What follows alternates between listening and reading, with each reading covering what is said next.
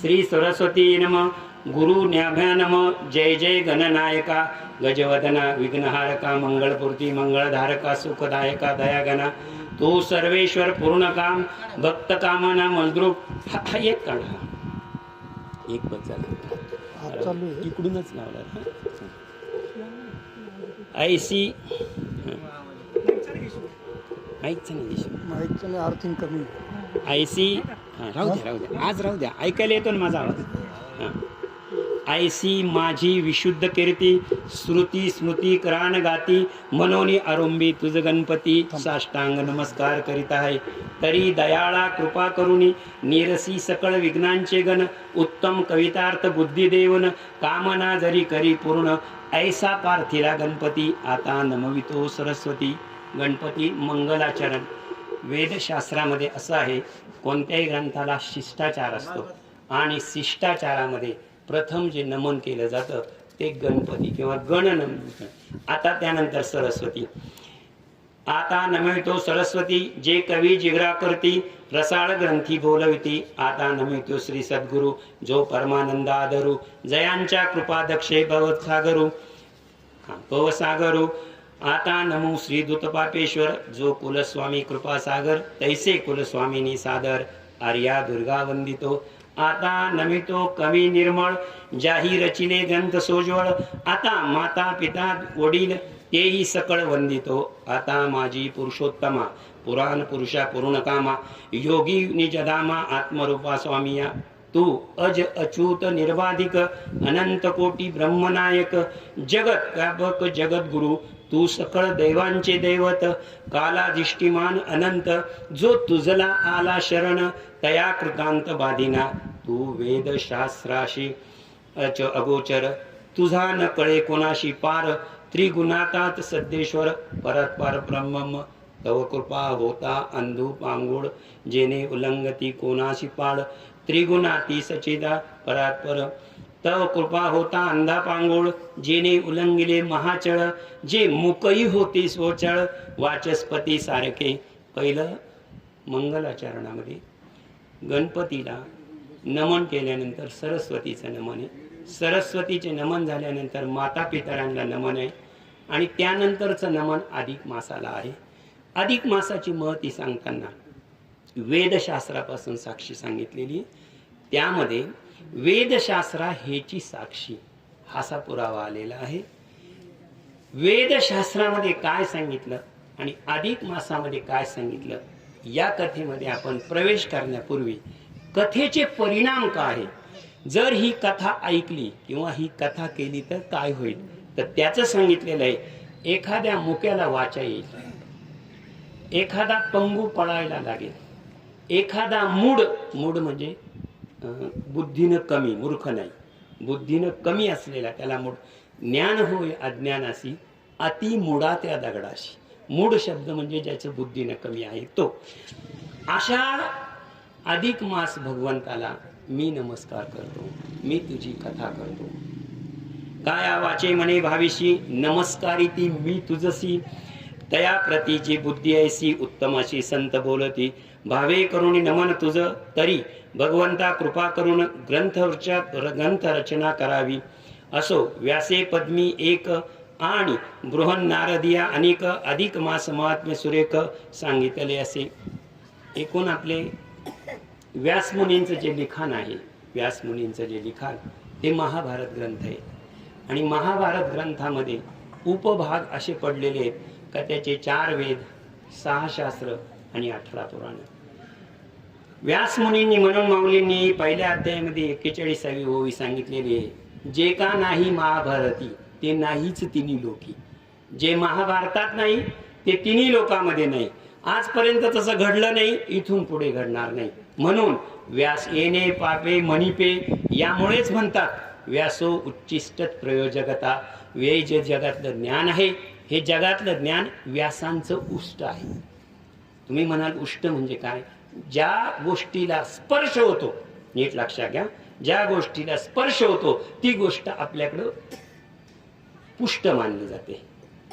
पुष्ट त्याला स्पर्श झाला ती पुष्ट झाली आणि दुसऱ्यानं जर वापरली तर उच्चिष्ट होते. आपलं अन्न ताटातलं आपणच खाऊन घेतलं, काय झालं ते पुष्ट अन्न झालं. परंतु आपण ताटामध्ये काहीतरी सोडलं, काही ताटामध्ये सोडलं पुष्ट, आणि ते काय झालं उच्चिष्ट.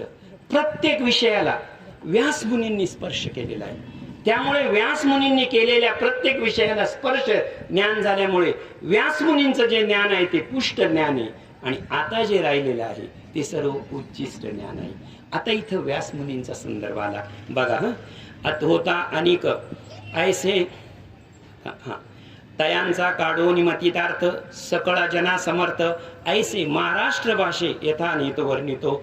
त्यात आता न्यूनतमता संता माझी क्षमी जे सर्वर्था बाळ बोबडे बोलता माता पितरयानंदती. नैमिष अरण्या माझी सूत नैमिष अरण्या माझी शुक शौनाधिक प्रत नारद पुरात विस्तृत नित्य नते सांगत असे. नैमिष अरण्यामध्ये नारायण ऋषी होते, आणि नारायण ऋषी नियमितपणे 18 पुराण सांगत होते. नीट लक्षात घ्या, 18 पुराणांची तिथे कथा चालत होती. कुठं नैमिष अरण्यामध्ये. आणि कोण सांगत होतं? नारायण ऋषी सांगत होते. हे लक्षात ठेवा. कथेमध्ये प्रवेश करण्यापूर्वी कथेची मांडणी जर डोक्यात व्यवस्थित नसेल तर आपला कथेत प्रवेश होत नाही. प्रस्तावना त्याच्याकरता व्यवस्थित मांडली पाहिजे. प्रस्तावना जर तुमच्याकडे व्यवस्थित आली तर तुमचा कथेमध्ये प्रवेश होईल. गुरुजी नमस्कार.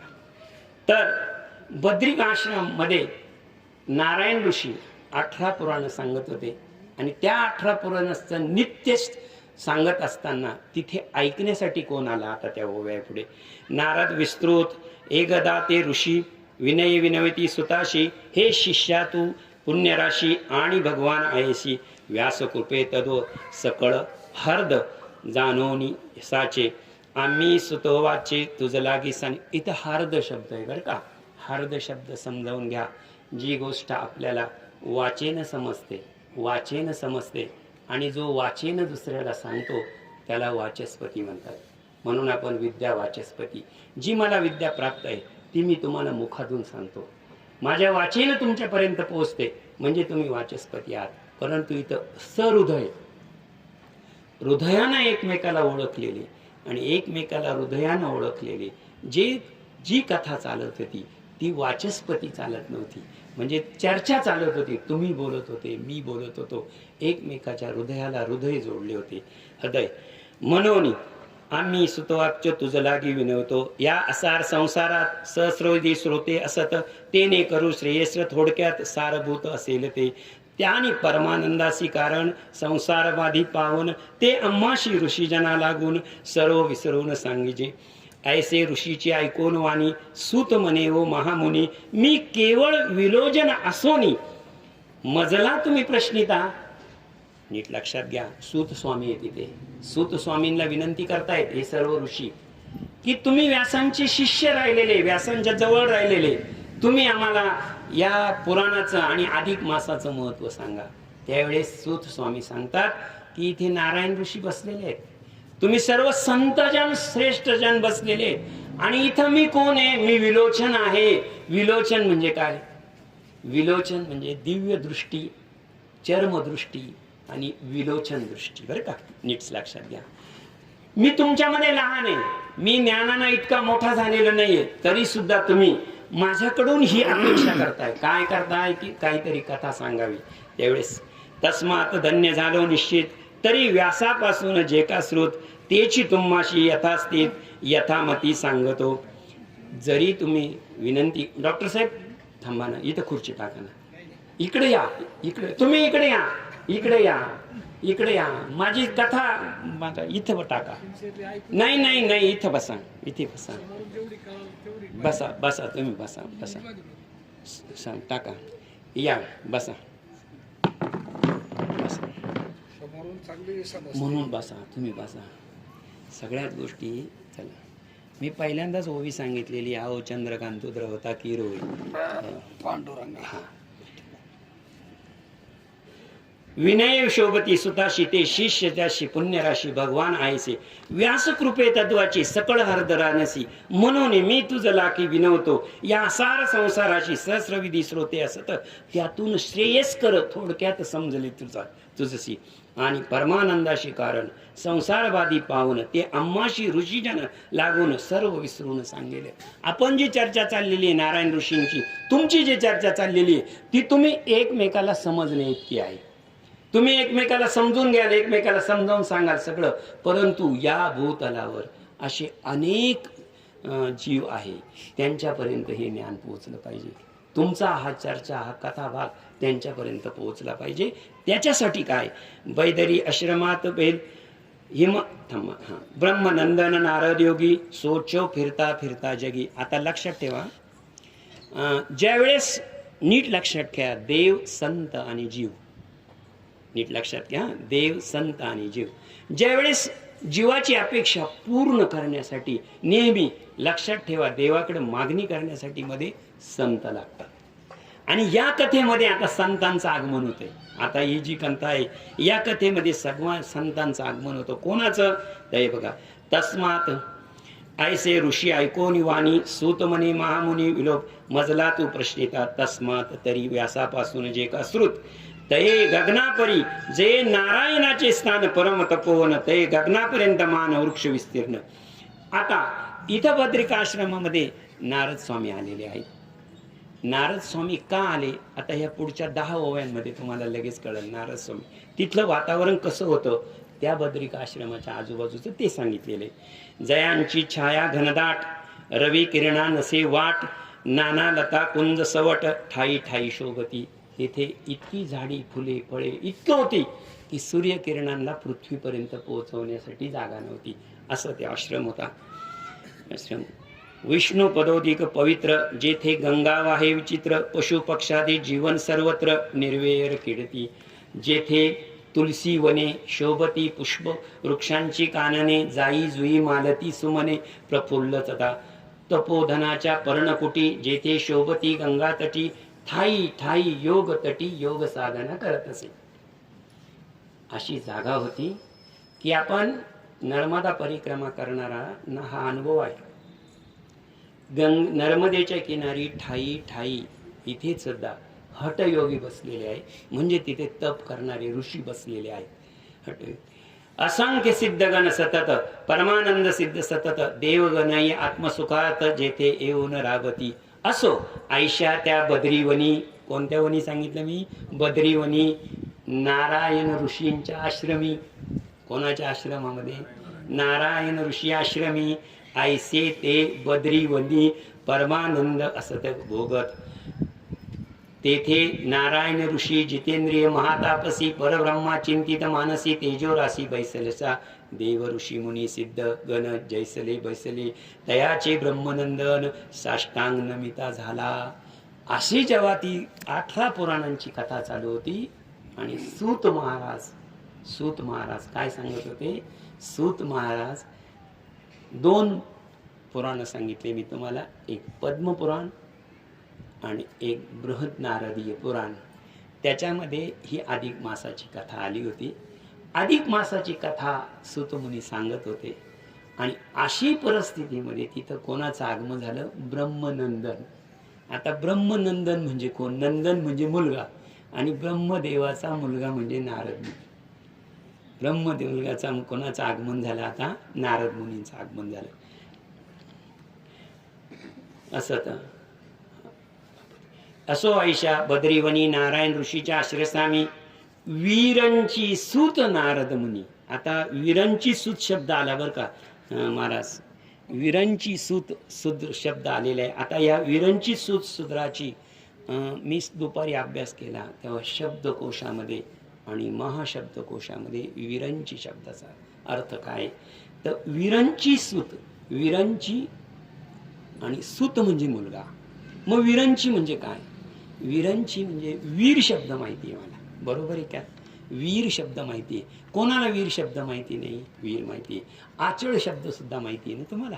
आचळ म्हणजे कुश, जिच्या कुशीतून वीर जन्माला येतो, जिच्या कुशीतून वीर जन्माला येतो ती वीरांची. आणि वीरांची सूत म्हणजे कोणता, सरस्वतीचा मुलगा, लक्ष्मीचा मुलगा. या 3 देवींना वीरांची म्हटलेले आहे.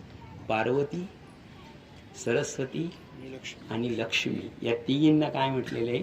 वीरांची. लक्षात ठेवा, वीरांची. हा, ब्रह्मानंद ऐसे परमेश्वर आहे तुझ तपाचे कारण, देव ऋषी मुनी सिद्धगण जया बैसले वेडून, तया पादाची ब्रह्म साष्टांग नमस्कार करिता झाला. तुझ तपाचे कारण ते परी करीतसे ठाई, तूच लोक शिक्षणार्थ काही असे मर्यादा स्थापनात. ना तरी कलियुगात एकेची केलेल्या पापे त्वरित, तया मोदनी पीडित स्फरित, तरी ती एकमेकाच्या. पूर्वी पहिल्यांदा कलियुग सांगितलेले आहे. पूर्वी कृता माजारी, कृतयुगामध्ये काय? कृतयुगामध्ये एक कृत पापे पुण्य सारी, सर्वग्रत होत निर्धारी, ऐसी स्थिती होती त्याची, तैशा स्थितीचा केला लोप. कृतयुगामध्ये तुम्ही या जन्मात फक्त पापच करायचं.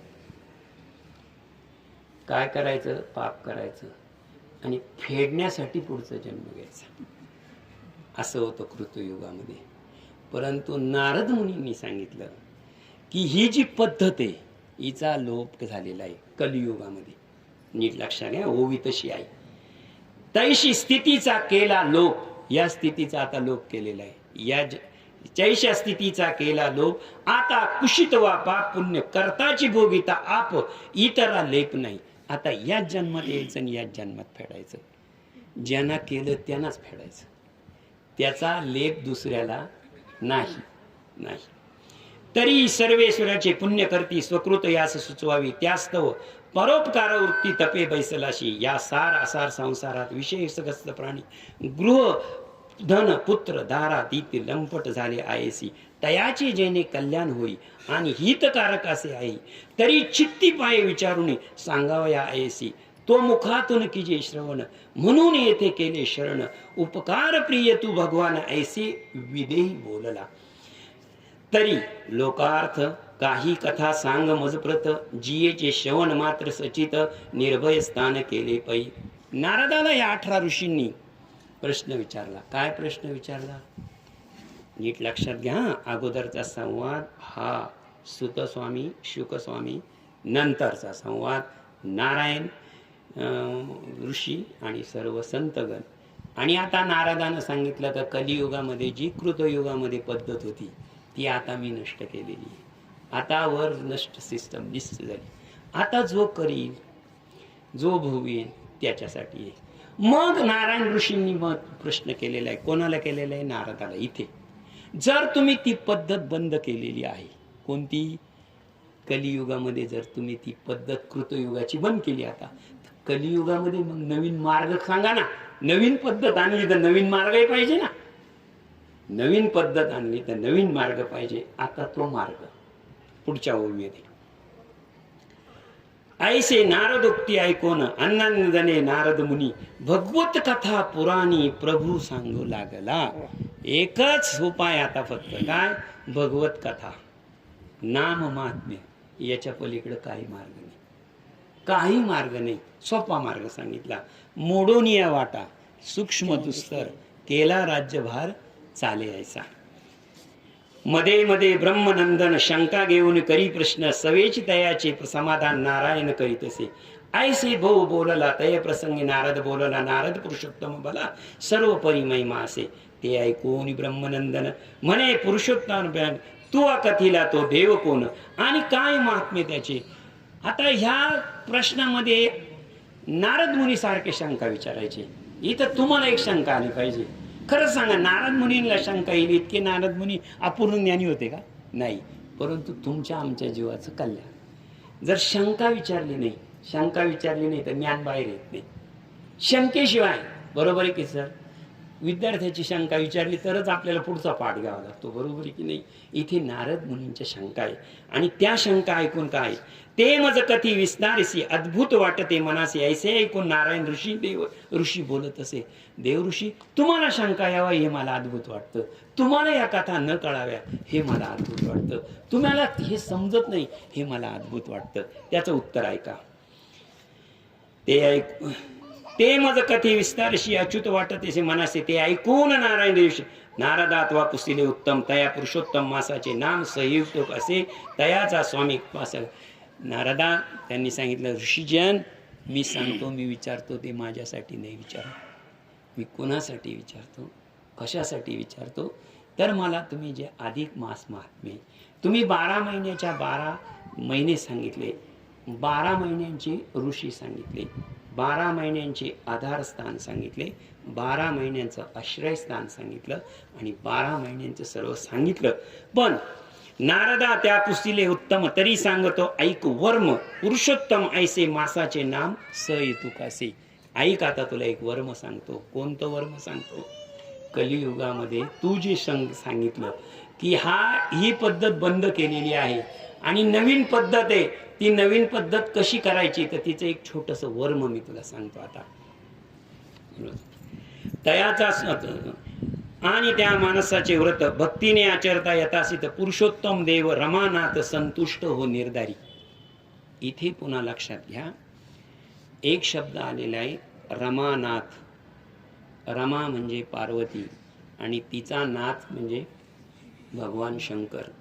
मुद्दा हा सांगायचा आहे मला की बहुतेक शिव आणि विष्णू अशा 2 वैष्णव पंथ आणि शिव पंथ हे नंतर आलेले आहेत. परंतु याचं सार असं आहे का हा एकमेव महिना असा आहे की या महिन्याची जर तुम्ही उपासना केली तर शिवभक्ताला जे पुण्य मिळतं तेच पुण्य वैष्णव भक्ताला मिळतं आणि वैष्णव भक्ताला जे पुण्य मिळतं ते शिवभक्ताला मिळतं.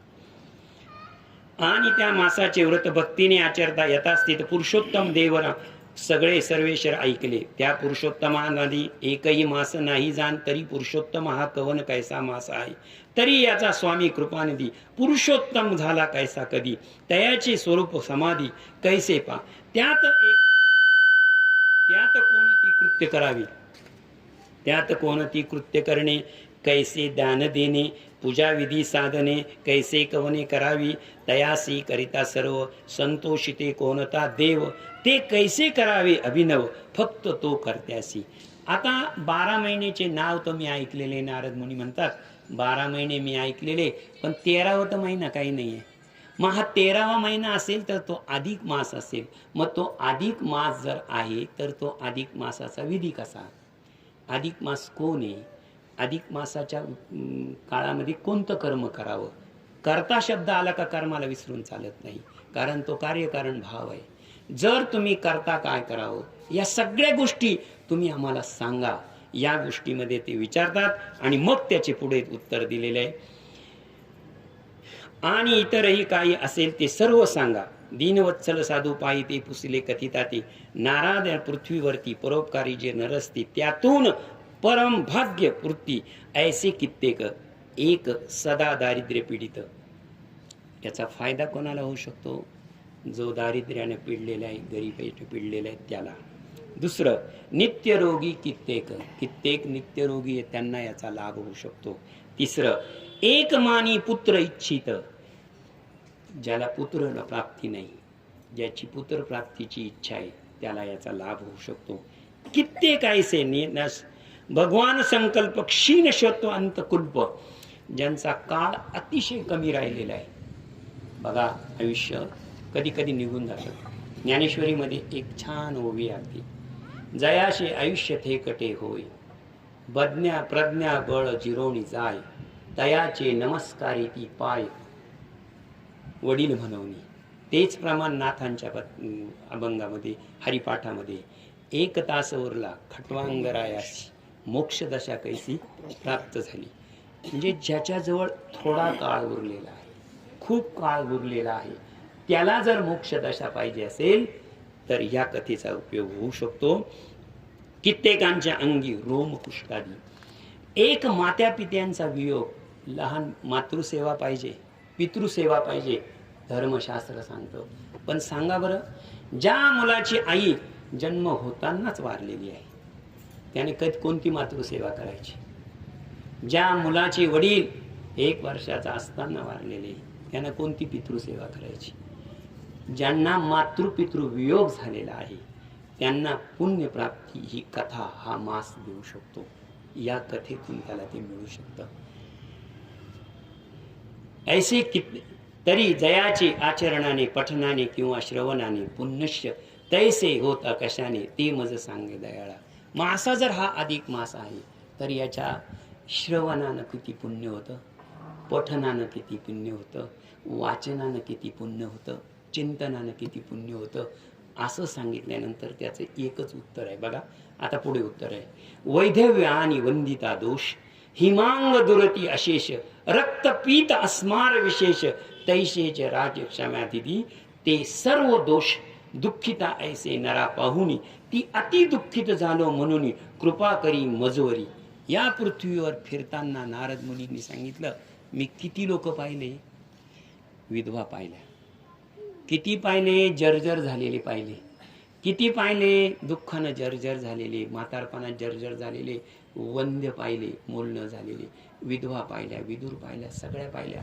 मी जितकं जितकं मृत्यू लोकांमध्ये फिरलेलं असेल, जितकं जितकं तिथे दुःखच दिसलेलं आहे मला. त्यांचं दुःख निवारणासाठी ऐसे तोशिले मतांतर ते मज सांग तुझं तत्वता त्यांचा विधिभंग सर्व समर्थ आहेसी. असे जे लोक आहे त्यांना दुःखापासून थोडीशी सवड मिळणं किंवा त्या दुःखामधून त्यांची अवस्था चांगल्या प्रती येणं.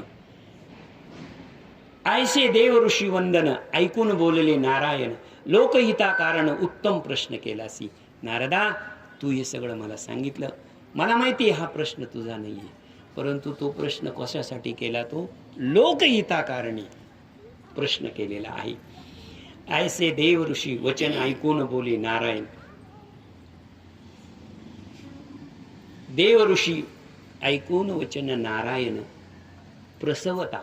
आता नीट लक्षात बरं का, थोडस कथेचा हा भाग समजावून घ्या.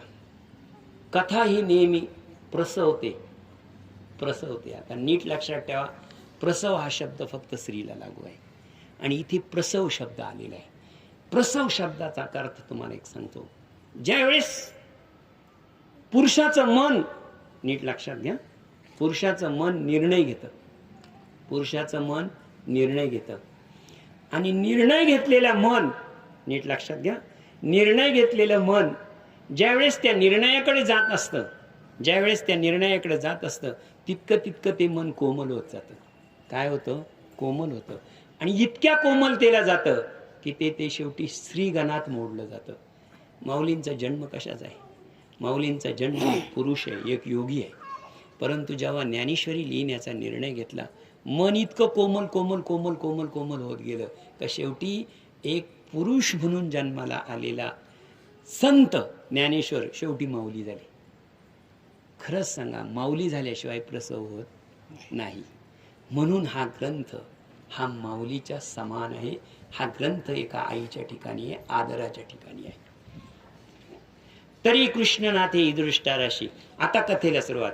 तरी कृष्णनाथे युधिष्ठिराशी कथिले होते ते तुझं मी सांगतो येथे एकाग्र चित्ते ऐकीजे. दुर्योधन कौरव अशेष महाकपटी दृष्ट विशेष तया एकदा युधिष्ठिराशी कपट सुद्धे फसविले. कपटापाशी क्रीडा करुणी सर्विश्वी घेतले हिरावणी. राज्य भृत्य वस्त्र भूषण काहीच नाही उरले. शेवटी प्रिय याज्ञसेनी. नीट लक्षात घ्या, हा शब्द परत दुपारी महाकोश पाहिलेला आहे मी, आणि त्यामध्ये एक शब्द आहे याज्ञसेनी. याज्ञसेनी आपण मुलीचं नाव कधीच ठेवलं नाही, मी पहिल्यांदा ऐकतो, बरोबर आहे की नाही? याज्ञसेनी. याज्ञसेनी या शब्दाचा अर्थ आहे जिचा जन्म यज्ञातून झालेला आहे. तुम्ही म्हणाल यज्ञातून झाला नाही, द्रौपदीचा जन्म यज्ञातून झालेला नाही. पण तुम्ही लक्षात ठेवा, ज्यावेळेस एखाद्याला मुलगा होत नाही, पुन्हा सांगतो, एखाद्याला मुलगा होत नाही, त्यावेळेस तो जी पूजा अर्चा करतो, नीट लक्षात घ्या, लग्नानंतर 6 वर्षांनी एखाद्याला मुलगा झाला, 5 वर्षांनी झाला, 7 वर्षांनी झाला. मला एक सांगा डॉक्टर साहेब, 1 वर्षापासून ट्रीटमेंट सुरू होऊन जाते, 6व्या वर्षी ट्रीटमेंट मुलगा होतो, म्हणजे 5 वर्षामध्ये ट्रीटमेंट बंद होती का? नाही. बरं, डॉक्टर सांगतात हीच ट्रीटमेंट कंटिन्यू करा, याच्या पुढे काहीच नाही, काहीच नाही. आणि मग 7व्या वर्षी तीच ट्रीटमेंट असते, कदाचित ट्रीटमेंटकडे दुर्लक्ष होतंच. नंतर माणूस इकडे येतो, इकडे आल्यानंतर ते 11 प्रदक्षिणा करा, हे करा, ते करा, सुरू होऊन जातं, बरोबर आहे की नाही? आणि मग मुलगा होतो. मी विज्ञानाला नाव ठेवत नाही किंवा विज्ञानाच्या मी विरोधक नाही, पण मला एक सांगायचं आहे, जेवढी काही पूजा अर्चा झाली, जे काही झालं, डॉक्टरांचं यश आहे 100%, पण ती पूजा अर्चा सोडून देता येईल का?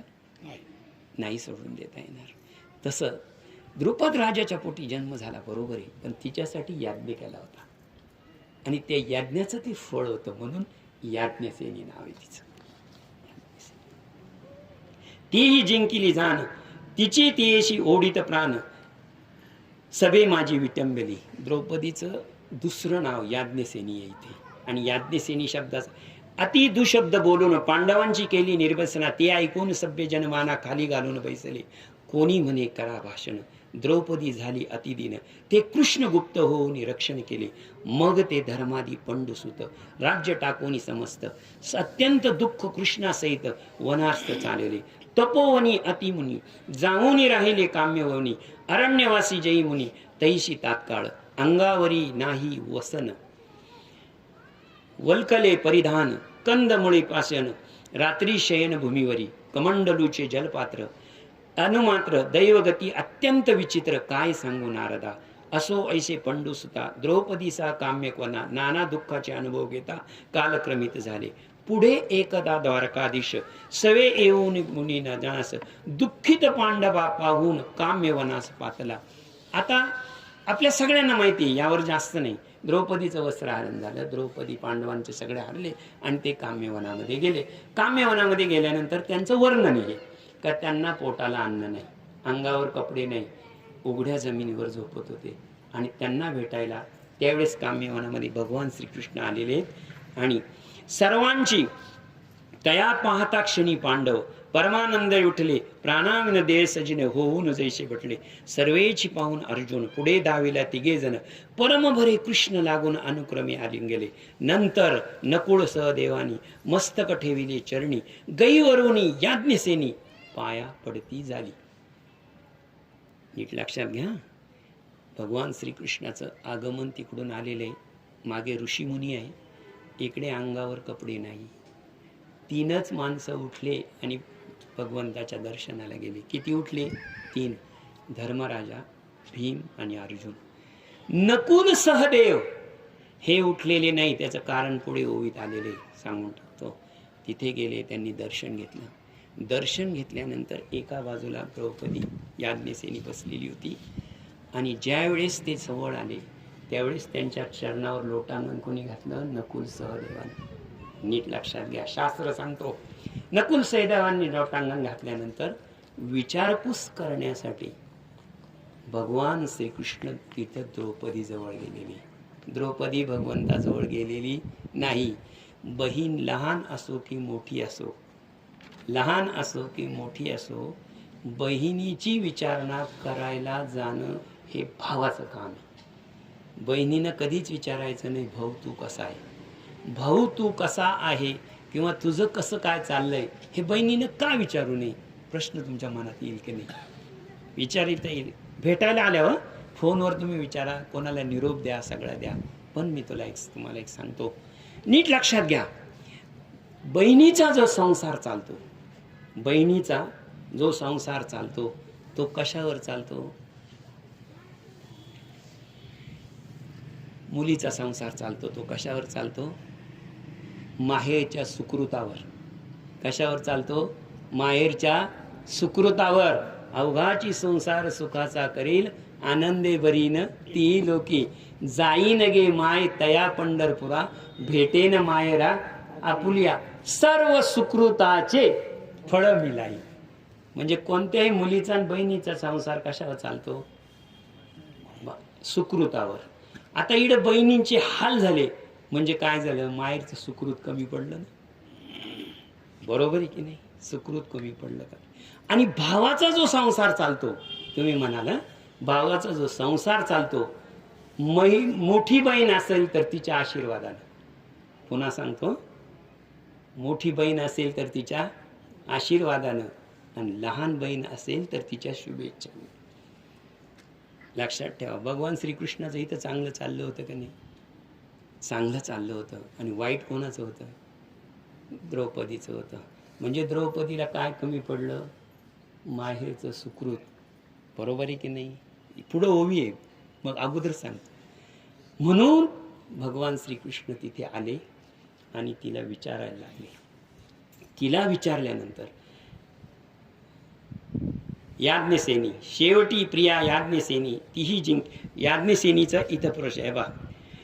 नंतर नकुळ सहदेवानी मस्तक ठेविले चरणी, गहीवरुणी याज्ञसेनी पाया पडली तत्क्षण. तो त्या पांडवाची दुर्दशा पाहून द्रुपदीची बहुत कृशा. पांडवांची दुर्दशा झाली, काही नाही. तुम्ही खेळले, तुम्ही दूध खेळले, काय खेळले, तुम्ही युद्ध केले तुमचे, पण द्रौपदी भरडली गेली त्याच्यामध्ये. कृश झालेली म्हणजे कशी, सूक्ष्म झाली, हाडांचा सापळा झालेला आहे तिचा. ऐसे पाहून द्वारकाधीश दुःख झाले अत्यंत. ते कौरवांच्या नाशा लागून चित्ती चेतवला क्रोताग्नी. आरक्त झाले दोन्ही नैन, तप्त लोह भोत असे. जोपर्यंत पांडवांना पाहिलेलं होतं भगवान श्रीकृष्णाचं काही नाही, परंतु जेव्हा द्रौपदीला पाहिलं तेव्हा डोळे लोखंड भट्टीत तापवल्यावर जितकं लाल होतं तितके लाल झाले. कोणाचे? भगवंताचे. भल्या पाठी भाळा पाठी, भाळ म्हणजे कपाळ, भाळा पाठी पडिल्या आढ्या. कपाळावर काय पडल्या? आढ्या पडल्या. आढ्या अत्यंत वक्र झाली भुकुटी. आपल्याला राग आल्यावर आपली ती भुवई ती वाकडी होऊन जाते, वाकडी होते. कल्पातरीची दो ऐसा जगजठी झाला. करकरा दात खाऊन मा सकळा उठला तत्क्षण. अग्निज्वाळा मुखातून श्वास चालला. ते कृष्णाचे पाहून भयानक रूप पाहून भ्याले अमोप. अंगी सुटला थरथर कंप, कर्तव्य काही सुचेना. हे जे भगवंताचं रूप पाहिलं, तर हे भगवंताचं रूप पाहिल्यानंतर तिथे 5-6 लोक, 5 पांडव 6वी द्रौप, हे घाबरायला लागले. हे घाबरल्यानंतर तई धर्माधिका अर्जुनाला सुचविता क्षणी जो उठला, हस्त जोडून श्रीकृष्णाला अति विनियोगी परते ते. तेव्हा धर्मराजाने खून केली. कोणाला? अर्जुनाला. तू आता शरण जा, तू आता हे थांबव. म्हणे हे कृपानिधी रक्ष्मीकांता, देव आणि जगन्नाथा, तू सकळ जणांचा दाता. भक्त कैवारी आहेस आणि तू माझा भक्त पाही. जगाबाहेर राहत नाही, जगाचा नाश पाही, नाश पावेन निश्चय. जर तू आज शस्त्र हातात घेतलं आणि सुदर्शन शेकलं, सुदर्शन सोडलं, तर जगाचाच नाश होणार आहे ना. त्या जगातच मी आहे, जगातच तुझी बहीण आहे, जगातच पांडव आहे, सगळ्या जगाचाच नाश व्हायचा आहे, आम्ही राहणार नाही. मग शेवटी नाश कोणाचा आहे? तो शेवटी नाश तर आमचाच आहे, शेवटी नाश तर द्रौपदीचाच आहे. जयांच्या केवळ ब्रह्मई विलासी, तयाची कृपेने कैसी काय स्थिती होईल. याचा अंतरी विचार कर, दृष्ट करी तद्वतीचा कोपो सत्वरी जग प्रलय होईल. देवा तू सर्वज्ञ परमेश्वर, मंगल्याचे परिकर. तरी हे सकळ चाराचर सोयीले, तरी ह्या सकृत जया लागी. का संवरेसी आपले, का अपराध म्हणून दुजाशी कोणसील. की मशक बहु त्रास दिला, म्हणून काय कोणी आपल्या राहत्या मंदरीस पोटवून दिला. जर तू एखाद्या घरामध्ये उंदीर खूप झाले, खूप उंदीर झाले, म्हणून काय कोणी राहत घर पेटवतं का? नाही. त्याचप्रमाणे हे आमचे भोग आहे. हे तर तुला सर्व माहित आहे ना, तू तर सर्वाचा ज्ञाता आहे. आणि तू असा रागावला किंवा तू जर असा सुदर्शन चक्र घेतला हातामध्ये आणि युद्धाला प्रवृत्त झाला, तर फार तर कौरव नष्ट होतील, फार तर कौरव नष्ट होतील, जग नष्ट होईल. पण त्याचा आम्हाला काय लाभ होईल? आम्हाला लाभ नाही. बरं, आमचा लाभ सोडून दे. परमेश्वरानं सांगितलं त्याच्यात काय? सहर्षी ऐसे अपराध म्हणून तुझ्या कोण करशील. शेवटी तो एक अपराधच आहे ना, तू करतोय तो, आणि तो कोणासाठी करतोय? आमच्यासाठी करतोय. आमच्यासाठी जर तुम्ही अपराध केला देवानच, तर ते पाप शेवटी आमच्याच मुखमात्यावर आहे. अंतरी पायी विचारून तू सर्वोत्तम भगवान, मी अनाथ दिन अपार, चरणी पाये रिगत असे, चरणी पाये रिगत असे.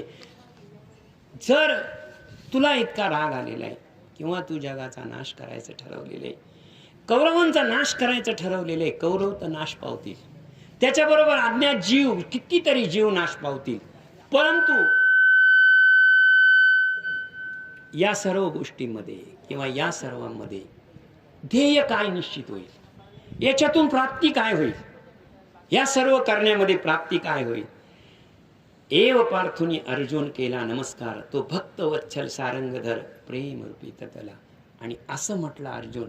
आणि अर्जुन बघा बरं का, इथे डायरेक्ट पाय धरला. लहान मुलगा जसं गुडघे धरता, बापाशी कुठं जाऊ देऊ नये. गुडघे धरले की किती मोठी शक्ती असली तर ती थांबते.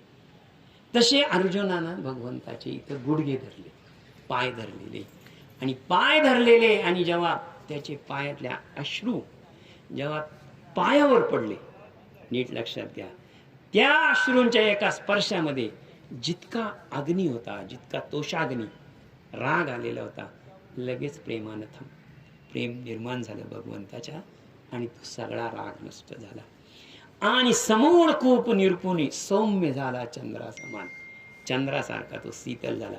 ऐच का तयासी विकोलोनी पांडव पूर्ण आनंदले, आणि प्रेमे आनंदे हरिचरण, मग वंदले सर्व मुनिगण, आसन उपाधी समर्पून केले भूमिपूजन सर्वांचे. आता मी ही सगळी तुम्हाला कथा सांगितली. तुम्ही म्हणाल ही कथा कोण सांगत होतं? नारायण ऋषी सांगत होते त्यांच्या आश्रमामध्ये सर्व मुनिजनांना आणि नारदांना. मग ते धर्माधिक पांडव कृष्ण सन्निधे येऊन बैसले, तयाशी अस्वस्थामा केशव गोष्टी सांगू लागला. तया युधिष्ठिर कृष्णाप्रत स्वते परमतीर्थर्थ, नारदा तू केला प्रश्न ऐसे कृष्ण. नारदा तू या कथेमध्ये आम्हाला ही कथा सांगितली, या कथेमध्ये तू आम्हाला प्रवेश करून दिला.